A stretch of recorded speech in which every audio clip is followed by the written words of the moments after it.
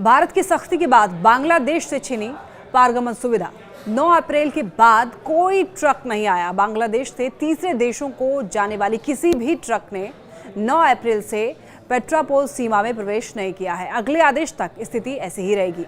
हालांकि बांग्लादेश के साथ सामान्य प्रत्यक्ष आयात निर्यात गतिविधि निर्बाध रूप से जारी है। ऐसा क्यों हुआ है, मैं आपको बताती हूँ। नमस्कार, मेरा नाम है लक्ष्मी।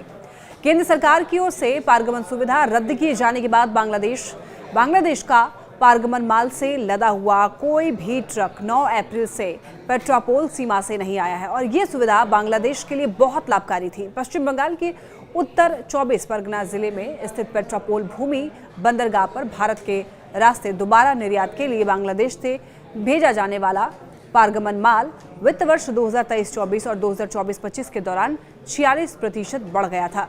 भारत ने 29 जून 2020 से भारतीय भूमि सीमा शुल्क स्टेशनों के माध्यम से और बाद में भारतीय बंदरगाहों और हवाई अड्डों के माध्यम से बांग्लादेश से तीसरे देशों को भेजे जाने वाले निर्यात माल के पारगमन की अनुमति दी थी। दोनों देश के बीच में बढ़ते हुए तनाव के चलते इस साल 8 अप्रैल को केंद्र सरकार ने पारगमन सुविधा को रद्द कर दिया। पारगमन सुविधा का मतलब एक देश से माल दूसरे देश ले जाने के लिए किसी तीसरे देश के बंदरगाह, हवाई अड्डे या फिर परिवहन मार्ग का अस्थायी उपयोग करना होता है।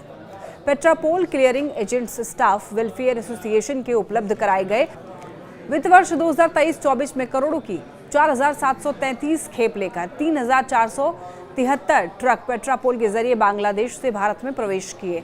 वित्तीय वर्ष 2024-25 में 4,861 ट्रकों ने 7,772 खेपों का परिवहन किया, जो पिछले वित्त वर्ष की तुलना में ट्रक आवाजाही में 36% की वृद्धि और कार्गो मूल्य में 46% की वृद्धि को दर्शाता है। पेट्रापोल लैंड पोर्ट में मैनेजर कमलेश सैनी ने बताया कि बांग्लादेश से तीसरे देशों को जाने वाले किसी भी ट्रक ने 9 अप्रैल से पेट्रापोल सीमा में प्रवेश नहीं किया है। अगले आदेश तक स्थिति ऐसी ही रहेगी।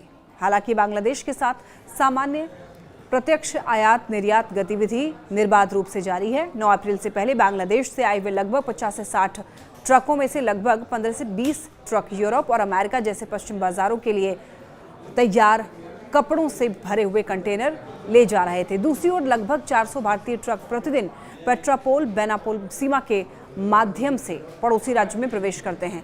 Bangladesh garment manufacturers and exports association के पूर्व अध्यक्ष और कारोबारी फारूक हसन ने यह कहा है कि मैं भारत सरकार से बांग्लादेशी सामानों के लिए पारगमन सुविधा को रद्द करने के फैसले को वापस लेने का आग्रह करता हूं। हम पड़ोसी हैं, हम अच्छे साझेदार हैं, हम अपने कपड़े, रंग, रसायन, मशीनरी, यार्न का भारी मात्रा में आयात करते हैं और इसीलिए हम भारत के बड़े आयातक हैं। भारत को ये स्वीकार करना चाहिए, हमारे उनके साथ अच्छे संबंध हैं। रेडीमेड गारमेंट बांग्लादेश की अर्थव्यवस्था की रीढ़ है। बांग्लादेश के कुल निर्यात में 83 से 84% से अधिक निर्यात रेडीमेड गारमेंट्स के निर्यात से आता है। 95% से अधिक माल जहाज से जाता है और केवल 5% हवाई मार्ग से जाता है।